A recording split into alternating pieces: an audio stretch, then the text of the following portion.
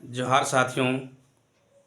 जब से हाईकोर्ट का जजमेंट आया है गैर पारा और पारा को लेके, उस समय से ही सभी लोगों के मन में चल रहा है कि क्या पारा लोग सुप्रीम कोर्ट जाएंगे या नहीं जाएंगे।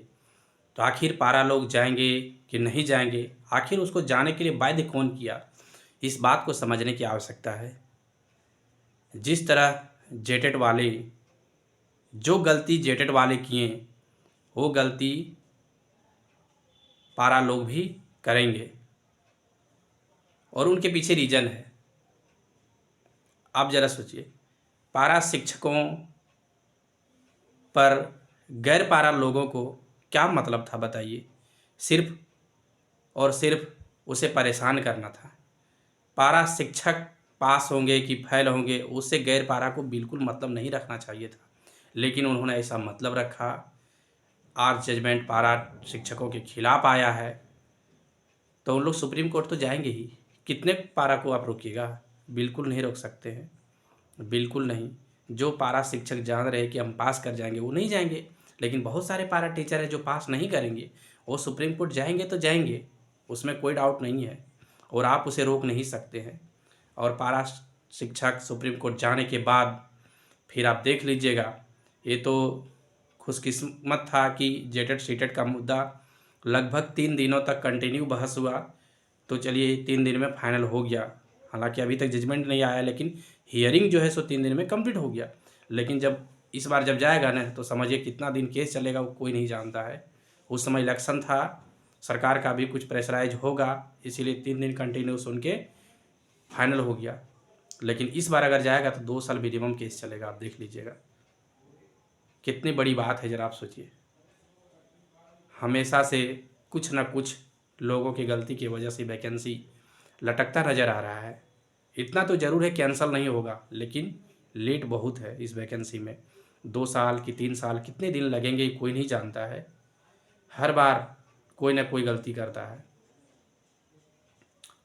जेटेड वालों में भी दो पक्ष के लोग थे, एक थे केस करने वाले में, एक थे नहीं केस करने वाले में। कुछ लोग केस करने वाले में थे, केस कर ही दिए।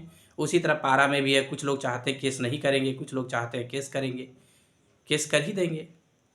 बहुत सारे जेटेड वाले थे कि 2012 की नियमावली के तहत बहाली हो।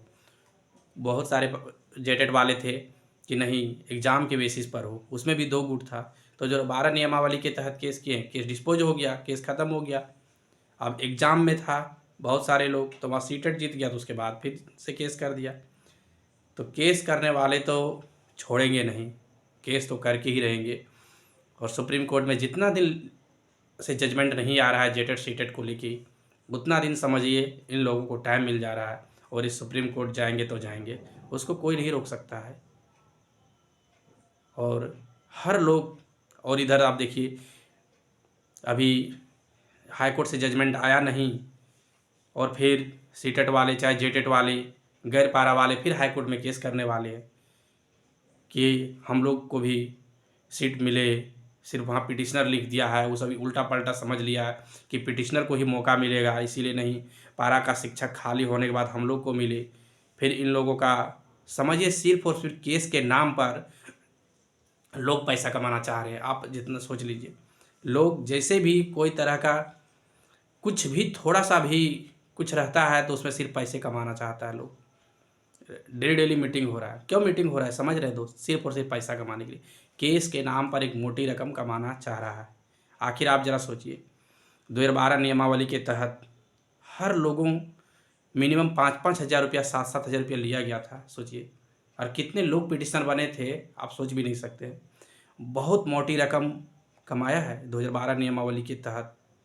सोचिए, सोच रहे थे कि 7 हज़ार दे रहे हैं तो मेरा नौकरी हो जा रहा है इससे। आप ज़रा सोचिए, इस भ्रम में लोग थे। लेकिन क्या नौकरी हुई क्या? लेकिन आप नौकरी में जितना ज़िंदगी भर नहीं कमा सकते हैं ना, उतना वो कमा गया। इतना आप सोच लीजिए, जो लोग इस केस को लीड कर रहे थे। आप इस बात को समझते नहीं हैं। हर बार केस, हर बार फंडिंग कीजिए, जितना केस हो रहा है उतना प्रॉब्लम हो रहा है। आपको सिर्फ और सिर्फ ये सोचना चाहिए कि 2500 सीट हमको मिला है, अगर गैर पारा हैं तो आप सोशल साइंस के तो 2,500, हिंदी इंग्लिश के है तो 2,500, साइंस को 2,500, 1 to 5 के है तो 5,000 5,500 सीट है। आप गैर पारा का ही सीट को आप समझिए कि अपना सीट है, उस पर आप मत ध्यान दीजिए। आप जब तक ध्यान देंगे वैकेंसी लटकती जाएगी। हर कोई केस करेगा, इतना आप जान लीजिए। आप किसी को केस करने से रोक नहीं सकते हैं, हर लोग स्वतंत्र हैं। तो इसीलिए इस बार क्या होगा नहीं होगा कोई नहीं जानता है, लेकिन इतना तो ज़रूर कह सकते हैं कि जो भी केस करने का सोच रहे हैं केस करने दीजिए, लेकिन आप फंडिंग मत कीजिए, बिल्कुल 1 रुपया भी फंडिंग मत कीजिए। जितना आप फंडिंग कीजिएगा उतना प्रॉब्लम होगा। किसी भी केस को लेके आप नहीं दीजिए, 1 भी रुपया नहीं दीजिए, अगर आप चाहते हैं इस वैकेंसी को पूरी तरह से क्लियर होने का। तो बहुत बहुत धन्यवाद। जो चैनल पर नए हैं सब्सक्राइब करेंगे और वीडियो को शेयर कीजिएगा और लोगों को जगाइए कि आखिर केस से कोई फ़ायदा नहीं होने वाला है दोस्त, कोई फ़र्क नहीं पड़ता है केस से, कुछ नहीं होता है। जिसमें जेन्युइन मुद्दे होते ज़रूर केस करना चाहिए। सीटेट वाले ने इसलिए केस किया क्योंकि उसे एग्ज़ाम में बैठने का मौका नहीं मिला। आप ज़रा सोचिए, 8 वर्षों से जेटेट जब नहीं हुआ है तो उसे बैठने का मौका ही नहीं मिला, तो केस तो करेगा ही करेगा। लेकिन कुछ-कुछ ऐसे मुद्दे होते हैं जिसमें केस नहीं बनता है, फिर भी लोग केस कर देते हैं। बहुत-बहुत धन्यवाद।